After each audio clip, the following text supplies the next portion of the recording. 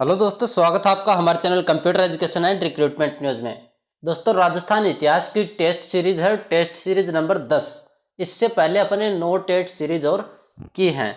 शुरुआत करने से पहले दोस्तों, अभी तक आपने हमारे चैनल को सब्सक्राइब नहीं किया तो चैनल को सब्सक्राइब कर लें और वीडियो को अंत तक जरूर देखें और अपने दोस्तों में शेयर कर दें। शुरुआत करते हैं पहले क्वेश्चन से। पहला क्वेश्चन क्या दे रखा है? राजस्थान में परमार वंश का शासन कहाँ था? तो राजस्थान में जो परमार वंश का शासन था वो था आबू में। अगला क्वेश्चन है, आबू के परमारों का मूल पुरुष कौन था? तो जो आबू के परमार थे उनका मूल पुरुष था धूमराज।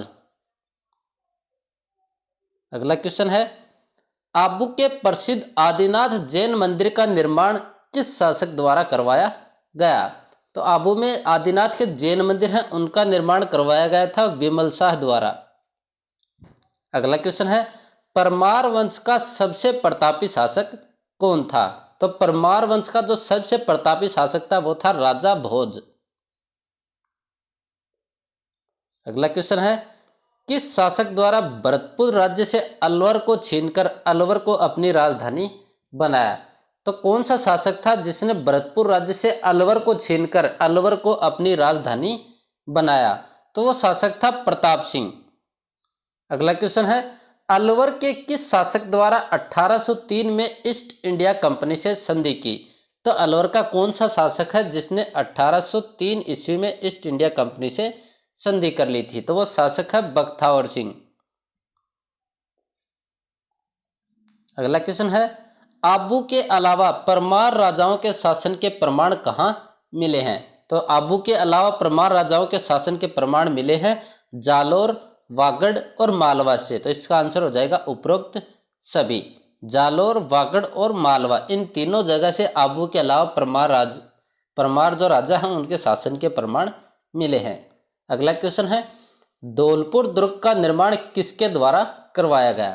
तो जो धौलपुर दुर्ग है उसका निर्माण करवाया गया था धर्मपाल यादववंशी शासक हैं धर्मपाल, उन्होंने धौलपुर दुर्ग का निर्माण करवाया था। अगला क्वेश्चन है, किस गुर्जर प्रतिहार शासक द्वारा धौलपुर को अपने अधिकार में लिया गया? तो गुर्जर प्रतिहारों के ऐसे कौन से शासक हैं जिन्होंने धौलपुर को अपने अधिकार में ले लिया था? तो वो शासक है कल्याण सिंह।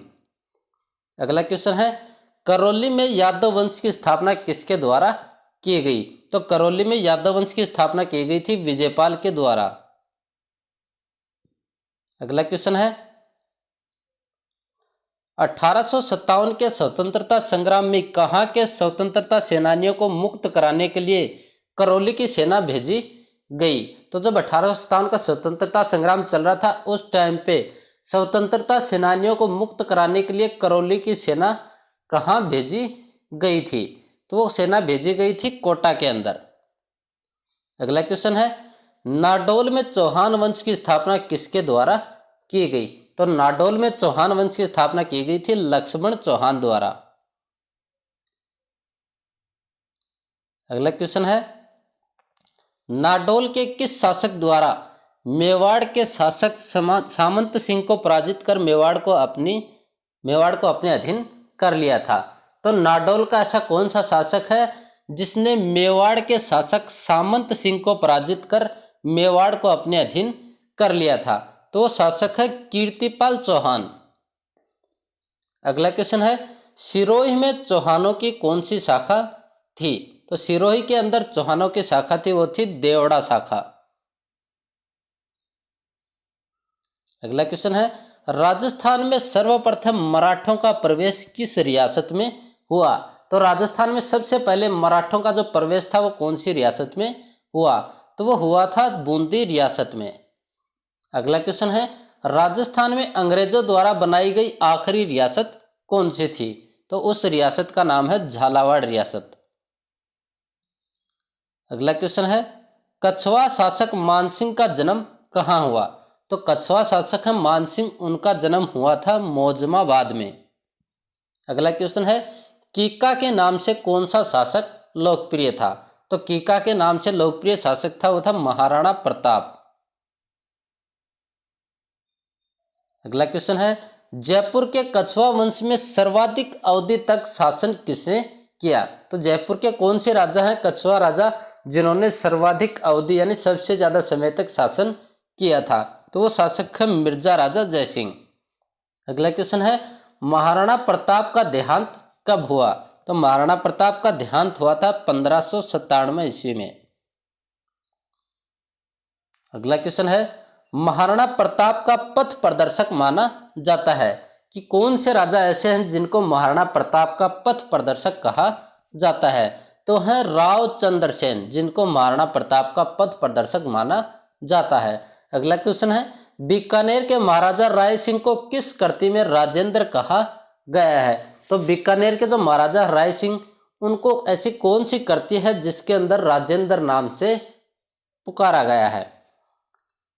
तो वो है करमचंद्र वंशो कीर्तिनक काव्य। अगला क्वेश्चन है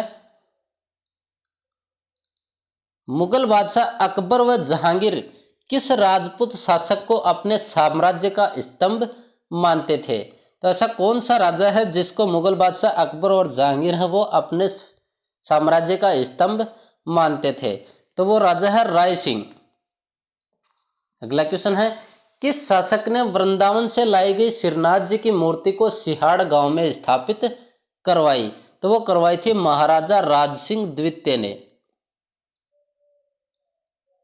अगला क्वेश्चन है नसीराबाद छावनी के विप्लवकारी सैनिक छावनी में विद्रोह के बाद कहाँ गए? तो नसीराबाद छावनी में विप्लवकारी जो सैनिक थे वो विप्लवकारी सैनिक छावनी में विद्रोह के बाद कहाँ गए? तो वो सैनिक गए थे दिल्ली। अगला क्वेश्चन है तात्या टोपे को किस व्यक्ति ने विश्वासघात करके अंग्रेजों के हाथ पकड़वा दिया था? तो वो पकड़वा दिया था नरवर के जागीरदार मानसिंह ने। तो नरवर के जागीरदार मानसिंह उन्होंने तात्या टोपे के साथ विश्वासघात कर अंग्रेजों को पकड़वा दिया था। अगला क्वेश्चन है भोमट या भील आंदोलन का नेतृत्व किसने किया? तो जो भोमट और भील आंदोलन है उसका नेतृत्व करने वाले हैं मोतीलाल तेजावत। अगला क्वेश्चन है जोधपुर नगरपालिका के पहले निर्वाचन के बाद निर्वाचित अध्यक्ष बने? तो जोधपुर नगरपालिका के पहले निर्वाचन के बाद निर्वाचित अध्यक्ष बने थे जयनारायण व्यास। अगला क्वेश्चन है अलवर में जनजागृति का श्रेय किसे दिया जाता है? तो अलवर में जनजागृति का श्रेय दिया जाता है हरि नारायण शर्मा को। अगला क्वेश्चन है कटारा और पुनवाड़ा सत्याग्रह आंदोलन का संबंध है? तो जो कटारा और पुनवाड़ा सत्याग्रह आंदोलन है उनका संबंध किस जिले से है? तो उनका संबंध है डूंगरपुर जिले से। ये है 30 बहुत ही महत्वपूर्ण क्वेश्चन राजस्थान इतिहास से।